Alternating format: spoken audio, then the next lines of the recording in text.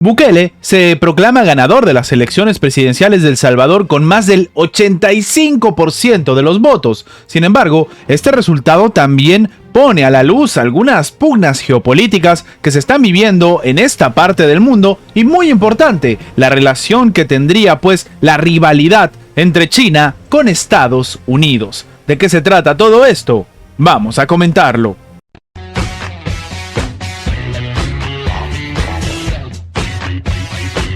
El actual mandatario del país centroamericano ha señalado que, de acuerdo con los números de su equipo, el electorado optó por reelegirlo como presidente. Aproximadamente 6,2 millones de salvadoreños fueron habilitados para votar este 4 de febrero en los más de 1.500 centros de votación que se instalaron a lo largo y ancho de todo el país. El mismo ha comentado que el récord de toda la historia democrática del mundo, escribió el mandatario, quien podría gobernar la nación por otros 5 años más. El mismo dice que, de acuerdo a los números, han ganado la elección en un 85% de los votos. Ahora, lo que llama la atención es, como dijimos al inicio del video, que existe cierta pugna geopolítica en este momento precisamente por la victoria de Nayib Bukele. Y sí, debemos hablar de lo que hemos comentado ya en anteriores videos. La administración de Xi Jinping había apostado por la reelección de Nayib Bukele, mientras que dentro de Estados Unidos se empezó a criticar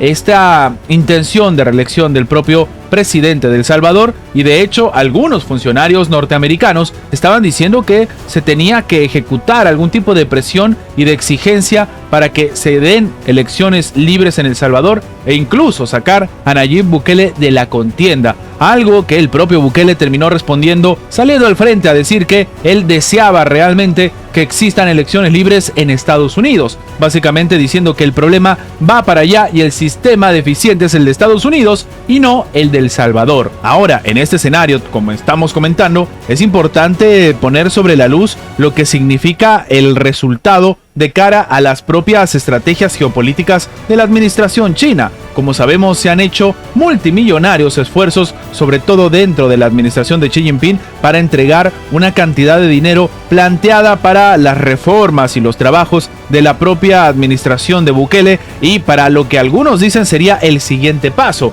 la modernización de El Salvador. De hecho, ya empezaron algunos trabajos con base evidentemente en el capital chino dentro del propio país y que serían la carta de presentación para el siguiente mandato de Nayib Bukele. De acuerdo con, por ejemplo, la información del Tribunal Supremo Electoral, en El Salvador se ha llevado a cabo unas 1.900 actas escrutadas y todas hablando de que Nayib Bukele tiene una notable delantera. De hecho, al cierre de esta información no tenemos los datos exactos de cuánto es el porcentaje del propio Bukele, pero ya con esta cantidad de números, tal vez lo que él mismo decía, que esto era un récord inaudito en la historia de las elecciones democráticas, con un 85%, puede ser tranquilamente una nueva realidad.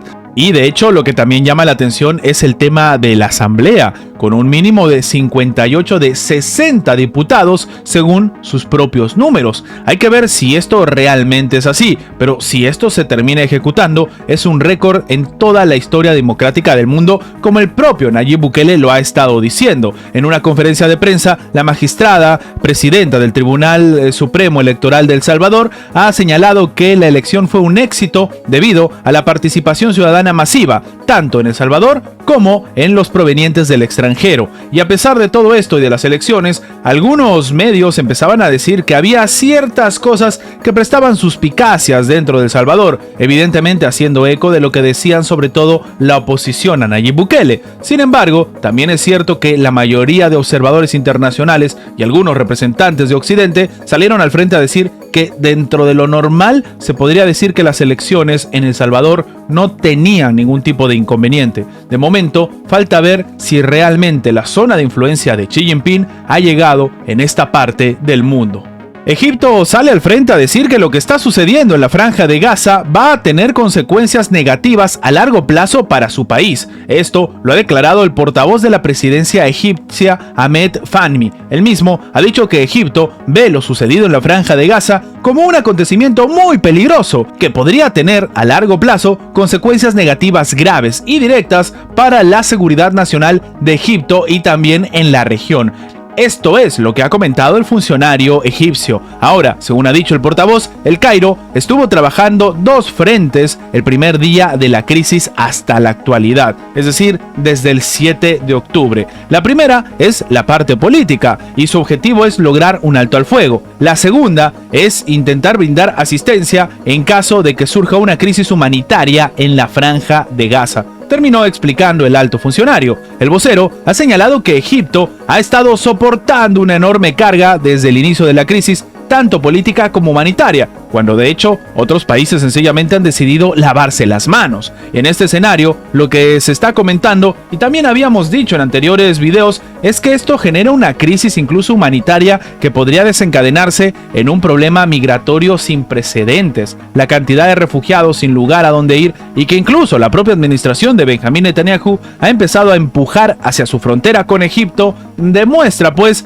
que esto realmente no es que no le va a convenir a Egipto, sino que ya le está golpeando. Algunos salían al frente a decir que esto lo único que demostraba es que ni siquiera en Egipto querían a los palestinos. Claro, unas fuertes palabras tomando en cuenta que los están expulsando de su propio territorio. Y si a todo esto le calculamos que no hace mucho salieron funcionarios de Israel a decir que, oye, ¿qué tal si mandaban a diferentes grupos de ciudadanos palestinos, por ejemplo, a Egipto y a otros países de Oriente Medio y los iban a ayudar, les iban a mandar pues algún tipo de tratamiento especial diciendo que iban a respetar los derechos humanos, pero ya para sacar a todos los palestinos de su propia ciudad, de su propio territorio, y que todo esto termine siendo pues de la administración de Benjamín Netanyahu?